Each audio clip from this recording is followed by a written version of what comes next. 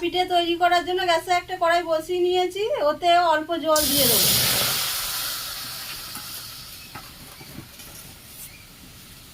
এবার তালের পাল্পটা দিয়ে দেবো। জলটা দিলাম কারণ তালের পাল্পটা তলায় লেগে যাবে না। দিয়ে দেবো হাফ কাপ দুধ, দিয়ে দেবো লবণ, দিয়ে দেবো চিনি। এগুলো দিয়ে একটু ফোটাতে থাকবো যতক্ষণ না চিনিটা গলে যাচ্ছে।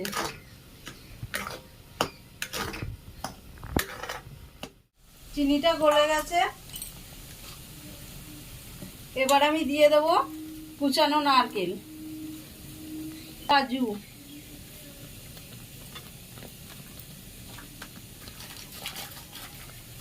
কিশমিশ, নারকেল কুড়া সব দিয়ে ভালো করে ঘেঁটে দেবো।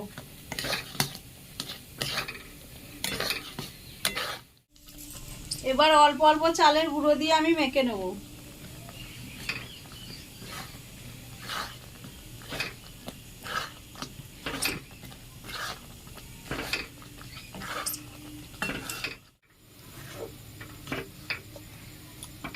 দেখুন আমার শক্ত হয়ে গেছে, এবার আমি বন্ধ করে দেবো গ্যাসটা।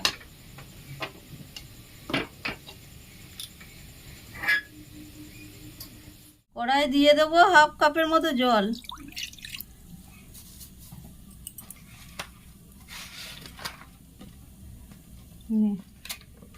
এবার কলা পাতাগুলো সাজিয়ে দেবো।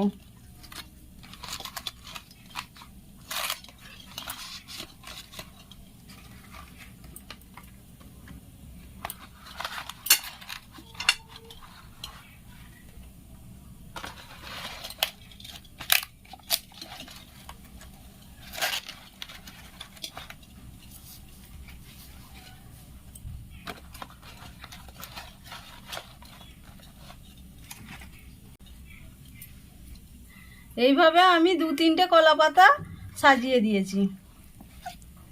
এবার যে চাল গুঁড়ির ব্যাটারটা তৈরি করেছিলাম এটা আমি দিয়ে দেবো।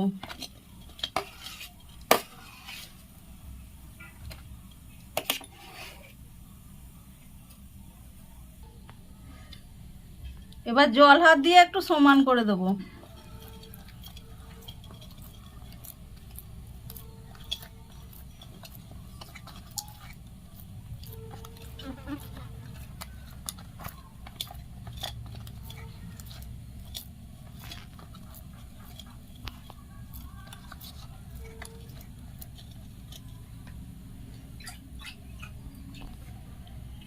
উপর থেকে আমি এই কলা পাতাটা দিয়ে দেবো।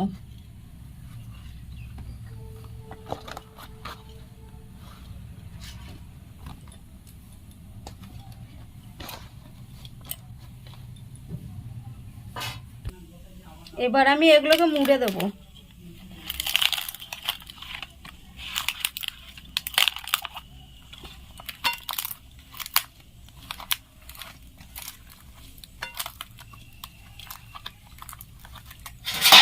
দিয়ে থালাটা চাপা দিয়ে দেবো। এবার গ্যাসে বসিয়ে দেবো। এবার 20 মিনিট হয়ে গেছে, এবার ঢাকাটা খুলে দেবো, এবার উল্টে দেবো। গ্যাসের ফ্লেমটাকে লো টু মিডিয়ামে রাখতে হবে।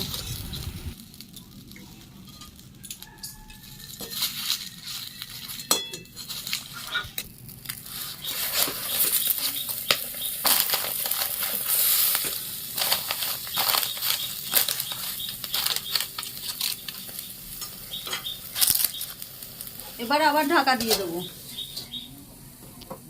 দেখুন বন্ধুরা, আমার পুরা পিঠে তৈরি হয়ে গেছে। আমার পুরা পিঠেটা তৈরি হতে মোট 40 মিনিট সময় লেগেছে। একটু কলা পাতাগুলো সরিয়ে দেখাচ্ছি কেমন হয়েছে পুরা, দেখুন। এবার এটাকে আমি ঠান্ডা করার পর কেটে দেখাবো। দেখুন বন্ধুরা, আমার পুরা পিঠে তৈরি হয়ে গেছে। আপনারা এই পুরা পিঠেটা অবশ্যই বাড়িতে বানিয়ে দেখবেন।